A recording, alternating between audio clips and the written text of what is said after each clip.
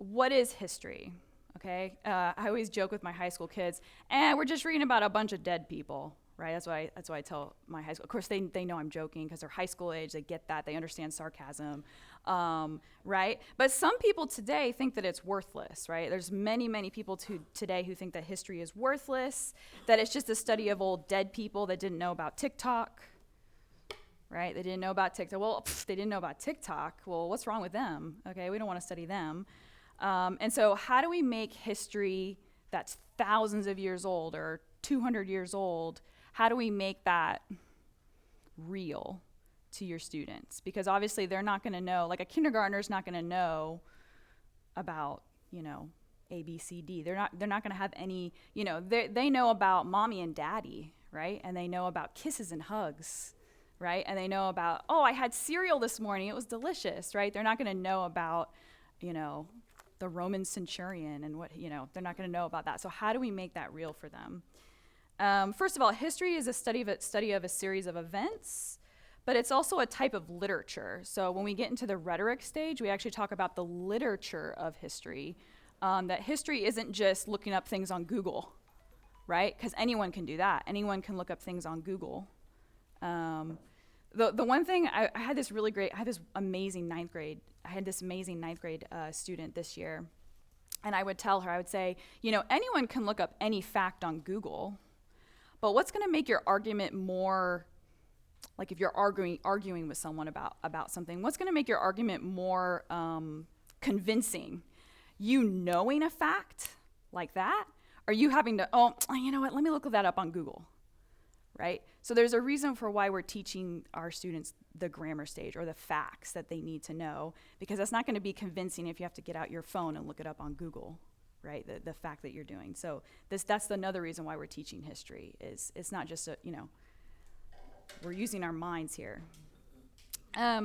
Ultimately, we want our students to use this knowledge in their future, right? Like, we're teaching them that history is actually useful. And so, like, in the rhetoric stage in high school, you're showing them how what they're learning in history can actually be useful for their future, their life as an adult, right? Their life in the real world, okay? Because the real world actually hasn't changed that much, has it? I mean, if you read, of course, I'm a huge geek, but when you read, right, about the Romans and about the empire, the fall of the Roman Empire, okay?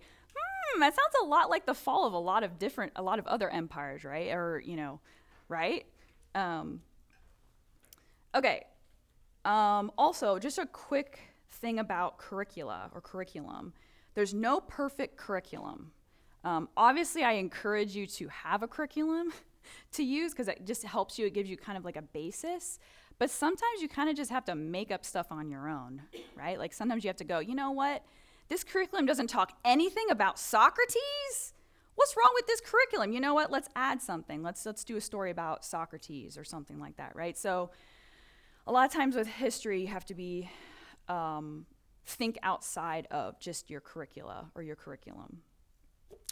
Really quickly, I'm just going to define the stages and also how they are.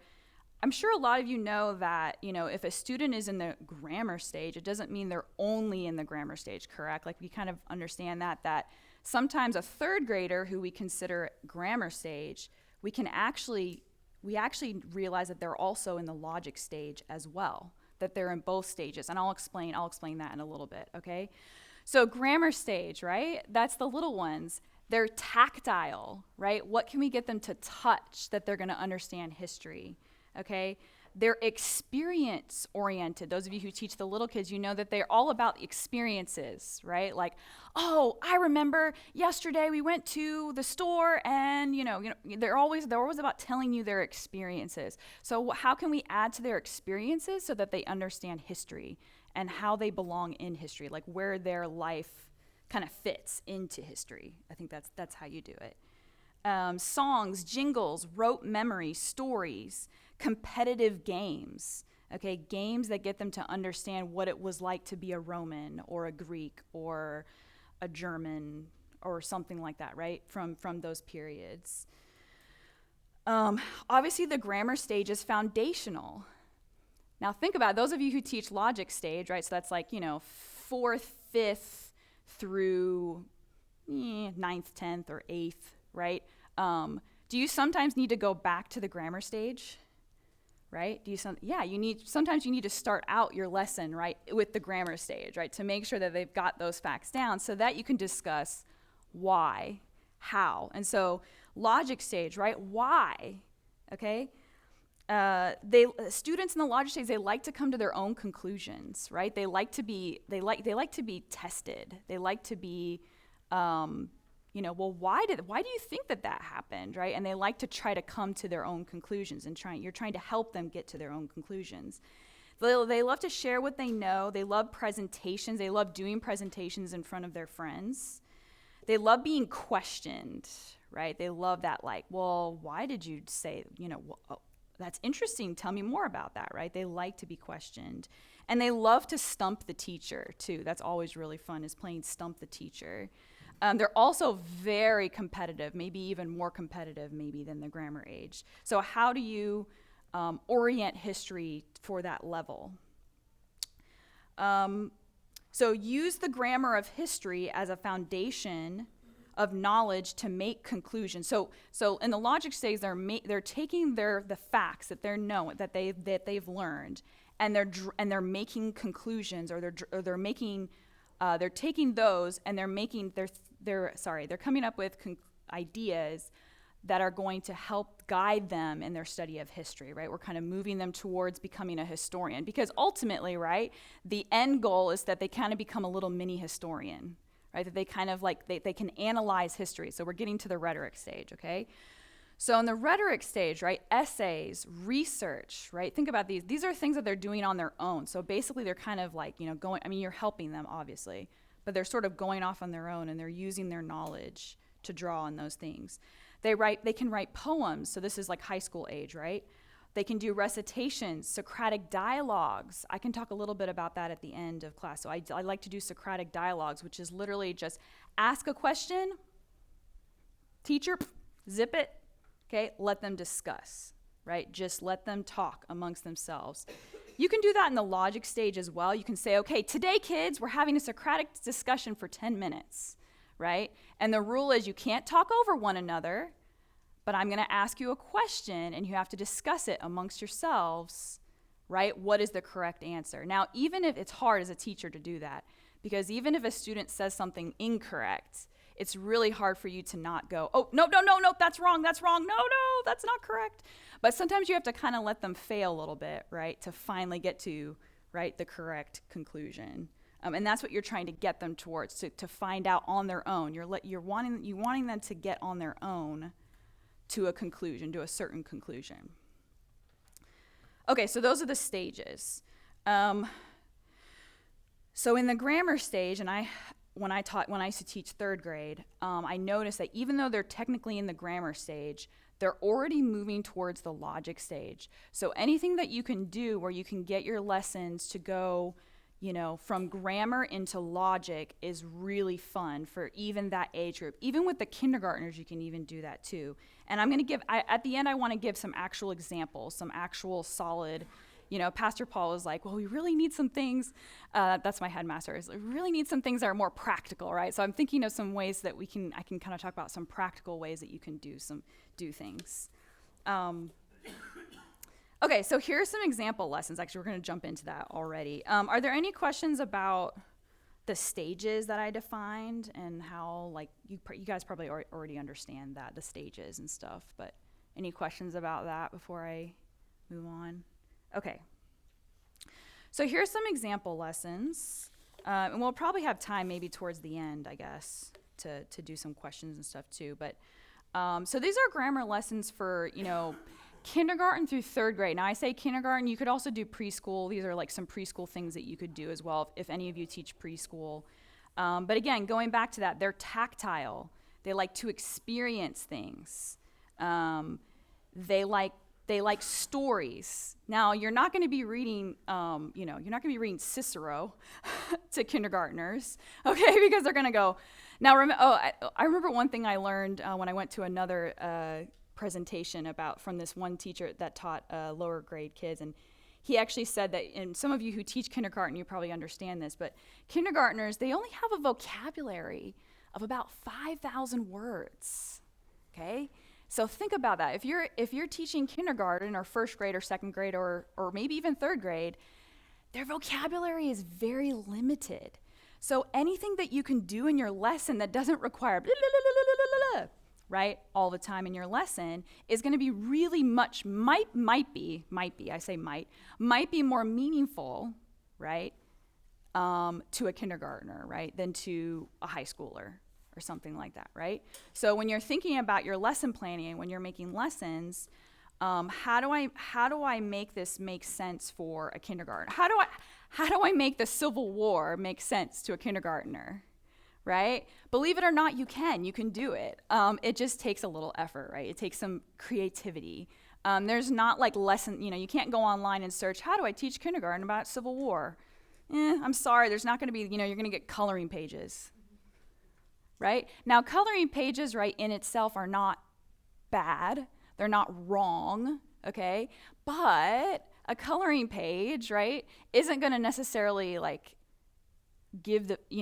help a kindergartner understand what the issues of the Civil War, right, or the political, the economic political issues, right, of the Civil War or something like that, right? They're not going to understand, they're just doing a coloring page, okay? So again, don't misunderstand me. Coloring pages in and of themselves are not wrong, but if your whole lesson is, just going to give them a page to color, right? Well, okay, but like, do they understand the story and things like that?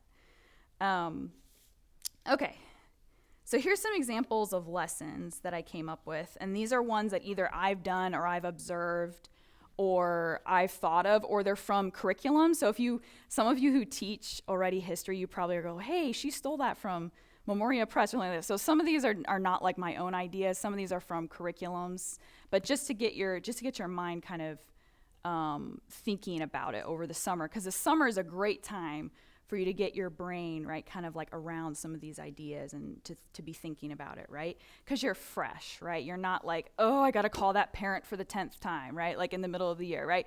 So there's a little bit of time that you have to kind of think through things and form things in your brain, because that helps a lot, at least for me. I don't know about you, but it helps for me if I can kind of get it in my brain and know what I'm doing. Okay, so how would you teach about the gold rush to kindergartners or first graders or even second or third graders? First of all, read a story about the gold rush. Now again, attention spans, right, age and stage, so you're going to read like a 30-minute story to kindergartners? No, right? Okay, maybe a 10-minute little story that you're going to tell them, and then you're going to tell them, let's pan for gold, right? And you hand them a pan, right? And you have some sand and you have some fake gold, whatever that you have in there, and they get to pan for gold. So they go home and tell their parents, Mom, Dad, I panned for gold. The teacher taught me how to pan for gold, right? So there you go. That's an experience. You gave that child an experience, right? Because a lot of times kids learn from play, correct? They learn from playing. That's how they learn communication skills. That's how they learn how to be with one another. That's how they learn about their the things around them. They're learning how to use their fingers correctly, right? And we talk about that. Okay, so that's one example. That's just an example. Here's another example. Let's say you're doing a Greek unit, okay? Teach them the Greek alphabet. This does two things, by the way. One, it shocks your parents because they go, what? My kindergartner knows the Greek alphabet? Well, yeah, but they don't know how to, they don't know Greek. They could do the Greek, you know what I mean, right? It shocks. This is a really wow factor for the parents. If you ever have showcases, right, and you just want to, show the parents what the kids learn, they really, oh, wow, they know the Greek letters. Wow, okay. Right? And then two, it gets the kids really excited about Greek letters, and they don't realize that it's like the geekiest, nerdiest thing that you've just taught them, because they have no reference, right, for what is cool, right, and what is not cool. So that's a really good thing to teach little ones, so that when they get in the upper grades and they start actually learning classical Greek, they go, oh, I got this. I already know the Greek alphabet, right? Then they got it. They figured it out. So I actually made up a song for the Greek alphabet. I'm not going to regale you with it, but I made up a song that is the Greek alphabet. That's another thing I'm going to push you guys to do. If you're a grammar teacher, make up jingles, make up songs. You have to. You absolutely have to, because if you don't, it just makes school kind of boring for them and for you. And it's exciting for you to make up or make up a. You don't have to, if you're not good at singing, you don't have to make up a song. You could make up a poem, right? A poem that rhymes, right? That is the Greek alphabet, or something about the Greeks, or something like that. You don't have to always use, Memoria Press recommends that you memorize these 3, whatever. I don't know. I'm just making that up, okay? But you can always make up your own versions of things and make up. I highly recommend. It's delightful. It's delightful. And parents will be like, wow, that was awesome. Here's another idea. Let's say you're studying the Romans. I've never actually I did this in a summer camp. So this is more like a summer camp thing, but you could do this if you're studying the Romans. Stage a battle, okay? Have the kids make a shield, right, out of cardboard, right? Ooh, look, we're recycling, we're being green, right? Who cares? But the parents kind of think it's cool, right? They think it's nice. Oh, cool, we get to bring our cardboard, right? Okay, stage a battle, do the tortoise shell formation, right? And then have like little pilum or pila, right, that they have to throw at each other. Now, even though the grammar stage isn't logic stage, there's still really good questions that you can ask kindergartners or first graders or second graders or third graders. So here's some examples, right? How would that make you feel if that happened to you, right? You ask them those, how would that make you feel, right? If whatever the example is, right? Whatever the historical, person that you're reading about, how would that make you feel if, let's say you're studying Julius Caesar. How would that make you feel if they took all of your power away and you thought you deserved the power, right? I mean, it's kind of silly, right? But they'll get into it, right? They'll be like, oh, I don't think I'd feel very nice. I think I'd want to attack Rome, right? That's what they want. I mean, they'll probably say silly things, but that's okay. They won't say that, but they'll probably say silly things, but it makes it interesting. Do you think it was hard or easy for him to do that? Like, do you think it was easy for Catherine the Great to take over her country from her husband that was a tyrant, right? And they go, oh no, I don't think that was easy at all for her, right? She had her baby taken away from her, right? Okay. And then just simple questions like, what do you think about that? Just what do they think about that, right? And obviously this is not an assessment. You're not testing them, right? You're not testing, do they know like the answer to this? This is more like getting them interested and getting them excited. So when they go home, they go, Mom and Dad, we learned about Catherine the Great. She had her baby taken away from her, right? And that's like to a little kid, right? That's very sad and very traumatic and depressing, and right? And this is like, oh, we need to talk about this, okay? All right, let's move on to, by the way, talking about assessments, because assessments are tricky, right? When we're talking about assessments in the grammar stage, at least for me when I was teaching third grade, you only assess on participation and recitation. So, you're not giving tests. You're not giving like a written exam, right, where you're giving them a grade. So maybe this is not a class, in my opinion, people have different opinions, but in my opinion, this is not a class where you get A, B, C, D, okay? This is more like, are they participating? Do they raise their hand? Are they reciting? Are they just standing there going like this, or are they actually reciting the Greek alphabet, right? You're testing to see if they love history, because you're actually, I didn't say that at the beginning. Remember, you're actually trying to get your students to love history. So take what they love, like a kindergartner loves to touch things, right? Take that and apply it to history, okay? Take what they love, you're taking what students love and apply it to what you think that their love should be geared towards, what their love should be going towards, okay? So that's a big part that's a big thing that I like to think about. Okay, moving on to the logic stage. So this is roughly, again, it's kind of roughly 4th or 5th through 8th is logic stage, roughly. Now, 8th grade is starting to get into rhetoric, right? 8th grade is like, we're pushing them into rhetoric. But again, in the logic stage, sometimes you have to start out with the grammar, okay? What did we learn yesterday? right? Who did we learn about yesterday? Like, start it off like that. That's just grammar. That's just basic stuff. But it gets their brains started. Now, a logic question, I'm going to give you an example.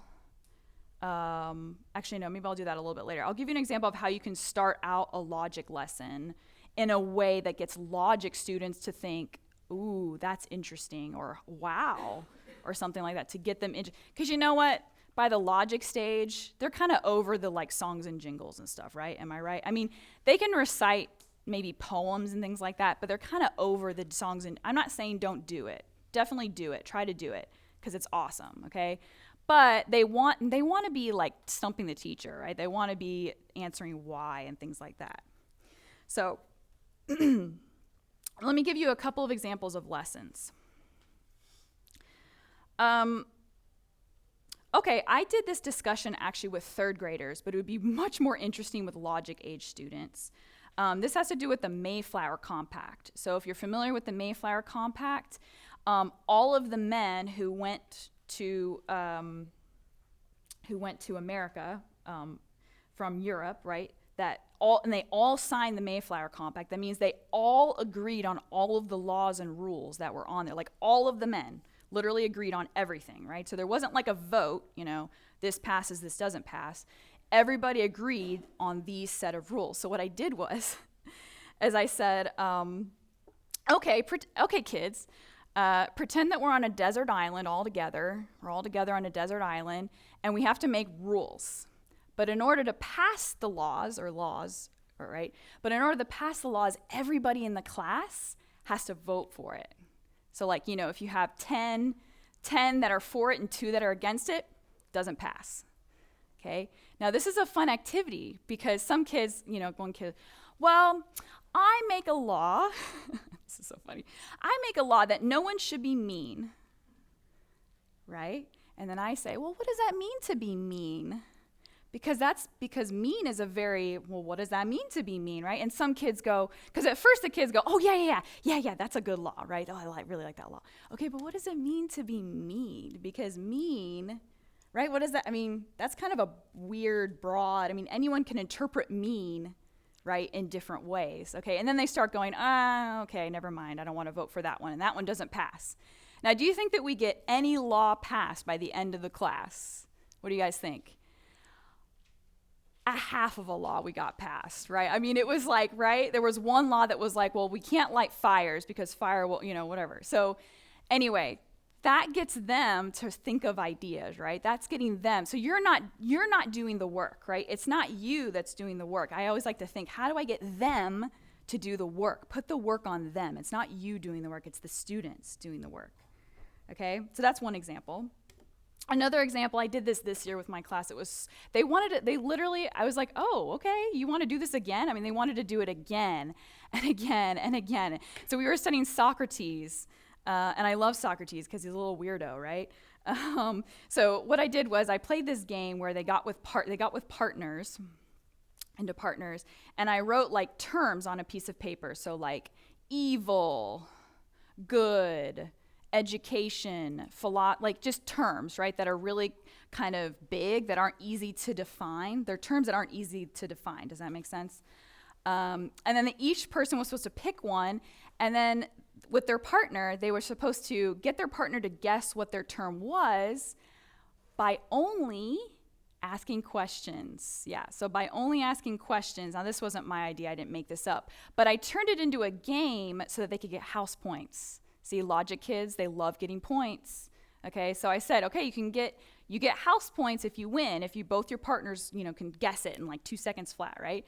And lo and behold, because they were doing something, the logic students were like, yes, I'm owning this, right? I'm doing something right now. I'm doing something, okay? And they got really into it, and they wanted to do it over and over and over again. I'm like, wow, really? Okay, let's do it again, right? So, and I heard from a couple parents about it too. So it means that they're going home and telling their parents about that activity, right? So that's good. They're going home. They're making it a discussion with their parents because we want that. We want that for them. Some questions from the logic stage. How do you think he did that? Why did that happen? Right? Why did that happen? Why did they rebel? Why did that civilization fall? And why was he elected, et cetera? There's like a bunch of other ones, but think about things like those that get them to really think, well, why did that happen? So I'll give you a really quick example of how I would start a lesson in the logic stage. Let's say we're learning about Demosthenes. Now, Demosthenes, okay, let's just pretend you don't know anything about Demosthenes, which maybe you don't. But if you don't know anything about Demosthenes, I start out my lesson with, let's say that someone is hunchback. He's bent over like this, and he talks with the lips like this, right? What kind of job do you think that they would want to get? Okay, and oh, I know the answer, right? Like the kid that thinks he knows the answers all the time. Oh, I know the answer. Farmer. Okay, another kid raises, and I said, nope. Another kid raises their hand. Blacksmith. They think they're cool because they know what a blacksmith is, right? No. Another kid raised their hand. Soldier. No. So finally, you guys give up? Yeah. A speaker. An orator. Right? And they go. And then I start my lesson about Demosthenes. Right? And so they go, what? Right? So throwing them through a loop kind of gets them to be interested in a lesson, right? If you're getting them interested, because it's hard to get logic students, let's be honest here. Sometimes it's hard to get them to be interested in what you're teaching because they're a bunch of old dead guys and we're not learning about TikTok, right? I'm not putting TikTok up on the board. Logic assessments are tricky. So now you're going to do more written assessments. Tests on memorization. So if you're having them memorize a passage from Shakespeare, you can test them on that. Make them stand in front of the class and recite it, okay? Vocabulary knowledge. You're starting to get them to understand the comprehension of history texts. So maybe you're having them read on their own sometimes, not always, but reading on their own sometimes. And then doing recitations. You can still do recitations, even though they're like, oh, this is stupid, okay? But you can still do recitations with them. Okay, now moving on to rhetoric. We only have a few more minutes.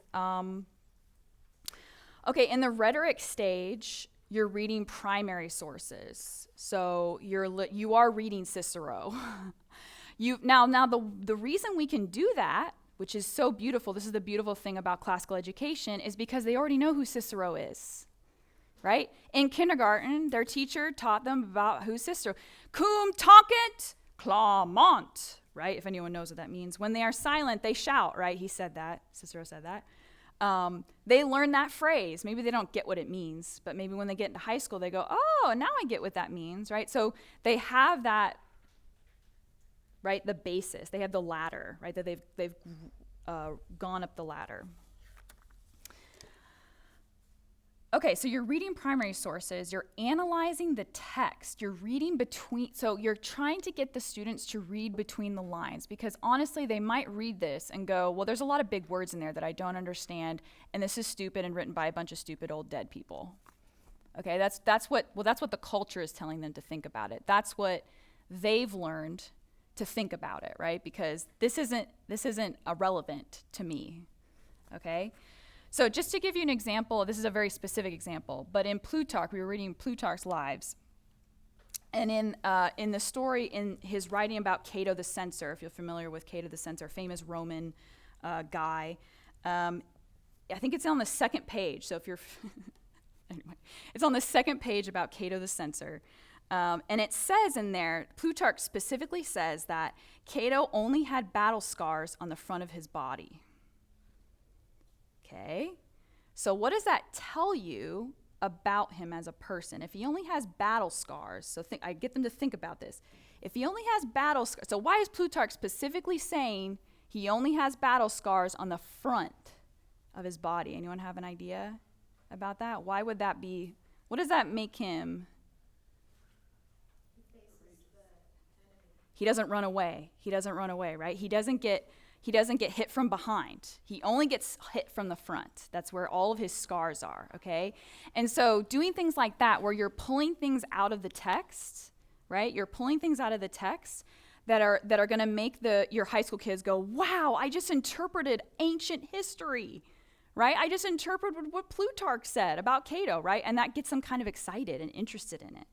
You can't do that with everything, to be honest, but sometimes there's those little gems in there when you're reading, right, that just kind of stick out to you and go, well, why did Plutarch write that? Why did he put that in there?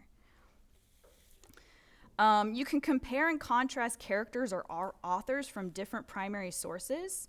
So next year I'm planning on comparing Livy with Tacitus. So Livy and Tacitus are actually they're both Romans and they're both historians, right? They're both writers, they're both very good writers, but how do they write differently about Rome? They lived during different times, right? So kind of talking about that. Socratic dialogues. I do want to talk about Socratic dialogues really quickly. When you're doing a Socratic dialogue, I typically dedicate an entire class period to a Socratic dialogue where the kids don't feel like they're rushed to come to conclusions. So kind of like how Socrates would just sit there and have a conversation for hours and hours and hours with people, you want to give the kids kind of as much time as humanly possible, right? We're not going to literally talk for hours about it, but we're going to try our best. Again, I try to stay out of the conversation. Maybe I ask questions, but I don't answer questions. Okay? Because sometimes the kids will look at me and go, well, what do you, da-da-da? And I'll go, well, what do-do-do-do? And I'll kind of like direct it back at them because I want them to realize that what they're learning in history is going to help them to answer these dilemmas, these kinds of questions. So the kind of questions that you could ask were, and these are some of the kind of questions that I used. Who would you vote for? An immoral good leader or a moral bad leader? Okay? Believe it or not, it was a very interesting discussion. So would you vote for the person who was completely immoral, horrible person, but the best leader for your country? Right? And we could talk US or we could talk Rome or whatever, okay? Or do you vote for the person, right, that is moral, but just a horrible leader, like does not good at leading, does not make good decisions, things like that, okay? So that's a dilemma, right? That's an issue that we have to deal with. Is there any circumstances where lying is morally okay? Right? So during class we define lying, right? So we do a lot of, that's how Plato kind of works, is he defines things. Right? And then you can't talk about lying unless you define what lying is. So we define what is the truth of lying? Sounds funny, but what is the truth of lying? What is a lie, right? And so one girl was kind of like, well, if you tell like a little white lie, right? I mean, you'd be surprised, even in the high school, they don't really get what lying is, right? And we kind of talk about that. Define courage, okay? Is this the same as Cicero's definition of courage? So using the text, while you're reading the text, you can kind of use the text as a reference for your Socratic questions. Now you can also do Socratic dialogues in the logic stage. I tried this a couple of times, but you have to kind of cut it off because they will start to kind of like fight with each other about it instead of actually being kind of nice to one another. So you have to kind of set parameters, like no talking over your neighbor. Like as soon as someone talks over their neighbor, we're done. We're not going to do any more because they like doing it. They think they're cool that they're doing Socratic dialogue, right? But you can do Socratic dialogue in the logic stage, but keep it at like a shorter, time frame, I would say, for the logic stage. Some questions in the rhetoric stage I like to ask. How is this like society or politics today? So tying it into, how is this like Donald Trump? We talked a lot about Donald Trump this year. It was hilarious. It was absolutely hilarious. We compared a lot of Romans to Donald Trump. It was hilarious. They loved it. What was the historian's agenda? So I try to tell them, look, every writer, and we also talked about the media too, but every writer in the media, any person who's writing anything has an agenda. And you must understand that. It might be a good agenda or it might be a bad agenda, but every writer has an agenda. How can we use this today is another question, and what does that remind you of? Okay. And then rhetoric assessments would be essay type tests. So they're writing, long like paragraphs to answer questions. And then I actually use Socratic dialogues as an assessment. So I actually assess them on what they're discussing. If they don't say anything in a Socratic dialogue, it's a 0, right? A 0 for assessment, okay? So if they don't say a word during a Socratic dialogue, that would be a 0. They just need to say something. I don't really grade them on what they say, but at least they're trying. If I can tell that they're trying, then they get a pretty decent grade. Okay, that was pretty much everything I wanted to talk about. Any questions or anything? Yes. When you have the children do this Socratic discussions, is someone there to be a monitor? One of the students is a monitor to keep the conversation flowing. How does someone who's timid have a chance to speak when other people are taking over so that they can get their points? That's a good question. So I'm kind of the monitor. I don't think a student would be able to be a good monitor. So what I'll usually do is, let's say there's a pause, because a lot of times there's a lot of pauses because they're kind of thinking through things. If I notice a student hasn't said anything and I know that they're just shy or quiet, I'll ask them a question. So I'm allowed to ask, as the leader of the Socratic discussion, I can ask questions, but I can't, I try not to interject with my thoughts, because they've been getting my thoughts all week, right, that they've been getting. So I want them to come up with their own ideas and things like that. So that's how I would tackle that. I would also talk to the student outside of class, like, hey, are you shy, or do you not understand, what we're doing, on a personal level? Talk to a student who maybe isn't comfortable with it or something like that, and just encourage them on a one-on-one basis, rather than either pointing them out during class or, kind of like, because you don't know what's going on. Like, it could be that they're shy. It could be that they don't understand what's going on. It could be that they're nervous. Those kinds of things. But you want to encourage the students. A lot of what we're trying to do, especially in the older ages, is getting them to be good at speaking, because speaking convinces people of things. If you're good at speaking, you're going to be good at convincing people of things. Ultimately, we're creating little lights in the world, right? They're going to tell people about Jesus or whatever, right? Or they're going to talk about Julius Caesar. I don't care, okay? But Jesus is the most important thing, right? So if they know how to convince someone that Julius Caesar shouldn't have, Julius Caesar shouldn't have won the Battle of Pharsalia, and you explain why, okay? If they can do that, then they can maybe tell someone about Jesus, or explain to someone about that evolution is wrong, or whatever it might be. So ultimately, that's kind of your goal with history. Yes. I am not deeply versed in history because I opted out of paying attention during those classes, unfortunately, but I am now teaching. So how do you take a resource that lays out kind of the chronological history of humanity and sort out where there are discrepancies or where there are things that are contested among historians, and then reconcile those against the truth of Scripture? Ooh, okay, that's a tough question. Are you talking about curricula, or like, let's say I use Memoria Press or something like that, or are you talking about like reading primary sources? More curriculum or any resource that gives this is the timeline of the world and this is the history of the world. Me not knowing, like, I don't know what historians say about that. Okay, so so part of classical education is it's not easy. And therefore it's not easy also, what I mean for the student, what I meant was it's not easy for the student, therefore it's also not easy for the teacher. So I hate to say this, but what I would encourage you to do is do some study on your own, read some books on your own. Don't overwhelm yourself. Don't go, oh my gosh, I have to read, every primary source about, everything, like that. But, you do have to know your stuff even if you're teaching at the kindergarten level, you got to kind of know your stuff, so that when the kids ask a question or whatever, that you're able to answer. So like, for instance, in the Memoria Press, they should fix this, in my opinion, but I don't know. They're not Lutheran. In Memoria Press, in their ancient history textbook, if anyone's familiar with the ancient, I think it's called, I forgot what it's called, like the Book of Ancient Times or something like that, they use Jehovah as the name of God. Is anyone familiar with how Jehovah is absolutely not the name of God? That it's the wrong interpretation of Yahweh?